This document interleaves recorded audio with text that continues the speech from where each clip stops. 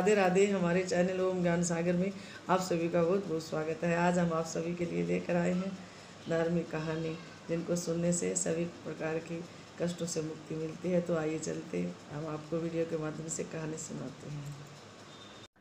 आज हम आपके लिए लेकर आए हैं कार्तिक मास में सुनने वाली कहानी, राई दामोदर की कहानी, इल्ली गुनिये की, विनायक जी की आदि कहानियाँ हम आपको वीडियो के माध्यम से बताएंगे। इल्ली घुन की कहानी। बहुत पहले की बात है कि एक थी इल्ली और एक था घुन। एक दिन इल्ली बोली कि आओ घुन कार्तिक स्नान करे। घुन बोला कि तू तो गोरी पड़ी है, तू ही नहा ले। मेरा तो मोठ बाजरा पड़ा है तो मैं नहीं नहाऊंगा। मैं तो हरे बाजरे का सिट्टा खाऊंगा और ठंडा पानी पीऊंगा। दोनों के बीच हुई इस वार्तालाप के बाद इल्ली तो राजा की लड़की के पल्ले के साथ लगकर चली गई और घुन नहीं नहाया। कार्तिक माह खत्म होते ही दोनों मर गए। कार्तिक का स्नान करने से इल्ली राजा के घर जन्म लेती है और घुन राजा के यहाँ गधा बनता है। राजा की बेटी बड़ी हुई तो उसके ब्याह का दिन आया और वह ससुराल के लिए विदा होने लगी। विदा होने के समय अचानक ही बेटी की बैलगाड़ी रुक गई तो राजा रानी दोनों बोले कि यह बैलगाड़ी क्यों रुक गई? बेटी तुझे जो मांगना है मांग ले। लड़की बोली कि मुझे ये गधा चाहिए। ये सुनकर राजा रानी बोले कि यह क्या मांगा है, कुछ और मांग ले, यह भी कोई मांगने की चीज़ है। लड़की अपनी बात पर अड़ गई और बोली कि मुझे तो यही गधा चाहिए।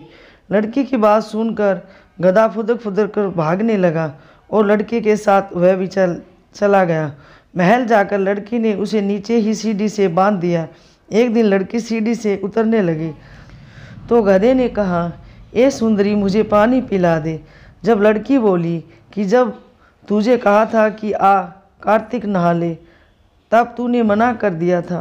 तूने कहा कि मैं तो बाजरा खाऊंगा और ठंडा पानी पीऊंगा।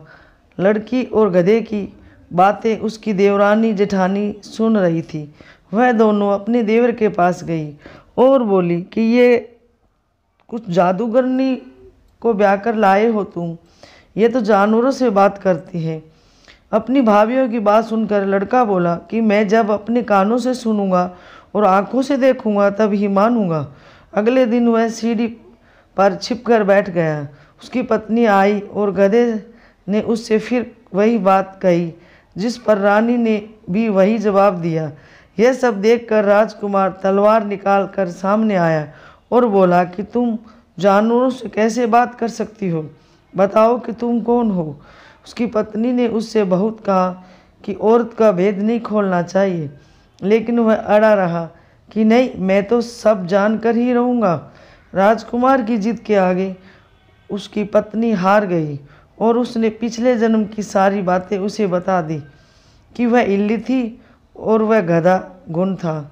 उसने मैंने कार्तिक नहाने की बात कही लेकिन उसने मना कर दिया, जिसके परिणाम स्वरूप यह इस जन्म में गधा बन गया और मैं राजा के पल्ले लगकर नहाई तो मैं राजकुमारी के रूप में पैदा हुई, इसलिए मैं तो इसके पिछले जन्म की बात कर रही थी। सारी बात सुनकर राजकुमार बोला कि क्या कार्तिक स्नान का इतना पुण्य मिलता है? रानी ने कहा कि हाँ, बहुत पुण्य फल मिलता है। अपनी पत्नी की सारी बातें सुनकर राजकुमार ने कहा कि यदि कार्तिक स्नान का इतना महत्व है तब हम दोनों जोड़े से ही कार्तिक स्नान करेंगे और दान पुण्य भी करेंगे, ताकि आने वाले समय में हम सुखपूर्वक रह सकें। दोनों ने जब जोड़े से स्नान किया तो उनके पास काफ़ी धन हुआ। इस कहानी के बाद सभी को कहना चाहिए कि हे कार्तिक महाराज, जैसा आपने इल्ली को फल दिया वैसा सभी को देना, लेकिन घुन को फल दिया वैसा किसी को न देना। जो कहानी सुने और कहानी सुनाए सभी को इल्ली जैसा फल देना। राई दामोदर की कहानी। एक समय की बात है, एक छोटी सी लड़की थी जो कार्तिक नहाया करती थी। कार्तिक का महीना पूरा हुआ तो सब कहने लगे कि गंगा जी जाए या जमुना जी जाए या हरिद्वार होकर आए। एक स्त्री बोली कि मैं तो राई दामोदर भगवान को जिमाऊंगी। सब पूछने लगी कि वह कैसे होते हैं। स्त्री बोली कि मोर मुकुट, गले में वैजंती माला और हाथ में पीतंबर ऐसे होते हैं राई दामोदर भगवान। वह लड़की अपने घर आई, भगवान की रसोई बनाई, मंदिर में आई, बोली आओ मेरे भगवान आओ जीमू। मंदिर में भगवान नहीं मिले। मंदिर से शहर में गई, शहर से जंगल गई, जंगल से पहाड़ों पर चढ़ गई। भगवान को पुकारते सुबह से शाम हो गई। भगवान लड़की को पहाड़ पर चढ़ते देख बोले कि यह तो ऊपर से गिर कर मर जाएगी और मेरे सिर इसकी हत्या लगेगी, इसे दर्शन देने ही होंगे। भगवान ब्राह्मण का रूप धारण कर आए और बोले चल बेटा मैं तेरा भगवान हूँ, तू मुझे जिमा दे। लड़की बोली कि नहीं, तुम मेरे भगवान नहीं हो। ब्राह्मण बोला कि तेरा भगवान कैसा है? उसने कहा मेरे भगवान तो मोर मुकुट वाले, गले में वैजंती माला पहने हुए और हाथ में पीताम्बर लिए हुए हैं। ब्राह्मण बोला अच्छा ऐसे है तेरे भगवान? हाँ ऐसे ही है मेरे भगवान। अब भगवान ने लड़की के सामने अपना चतुर्भुजी रूप दिखाया। अब लड़की खुश हो गई और बोली कि हाँ तुम ही मेरे भगवान हो। अब आगे आगे वह छोटी लड़की भाग रही थी और पीछे पीछे भगवान आ रहे थे। भागते भागते संग की सहेलियों से बोली कि मेरे घर मेरे भगवान आए हैं। उनमें से किसी एक ने कह दिया देखो तो इसके भगवान कैसे हैं। जिनके भाग्य में भगवान के दर्शन लिखे थे उन्हें हो गए। हे राई दामोदर भगवान, जैसे आपने लड़की को दर्शन दिए थे वैसे हम सभी को देना। कहानी सुनने वाले, कहानी सुनाने वाले, कार्तिक स्नान करने वाले सभी को ही दर्शन देना। शनिवार की कहानी। एक ब्राह्मण पूजा पाठ करने जा रहा था। उसे रास्ते में शनिचर महाराज मिले। ब्राह्मण बोला शनि महाराज कहाँ जा रहे हैं? शनिचर बोला राजा के लगने जा रहा हूँ। ब्राह्मण बोला राजा के लगेगा तो सारी प्रजा दुखी होगी, इसलिए मेरे लग जा। शनिचर बोले कितने साल का लगूं? ब्राह्मण बोला 7 साल की ना ओटी जाए, 5 साल की ना ओटी जाए, 2.5 साल की ना ओटी जाए, 1.25 साल की ना ओटी जाए। अब ब्राह्मण ने 1.25 पहर की ओट ली, नदी के किनारे जाकर बैठ गया और आसन बिछाकर पाठ करने लगा। नदी में 2 मतीरे बह जा रहे थे। उसने निकाल कर घोड़े के नीचे रख लिए। वह मतीरे राजा के लड़के के सिर बन गए। अब उसके पास शनि आया और आकर बोला ब्राह्मण राजा के लड़के का सिर काट रखा है। तो ब्राह्मण ने कहा किसी से मत कहना, मेरे को शनि की दशा लग रही है। शनि से एक से कही, 2 से कही, सारी नगरी में फैल गई। राजा बोला ब्राह्मण को सूली पर चढ़ा दो।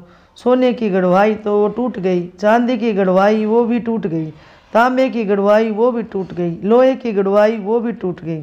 जो गढ़वाई वो ही टूटी जाए। इतनी देर में उसका 1.25 पहर पूरा हो गया। राजा के लड़के खेलते खेलते घर आए। अब रानी बोली महाराज ब्राह्मण को सूली पर चढ़ा दिया होगा, जाकर देखो, नहीं तो हमारा पाप कैसे उतरेगा।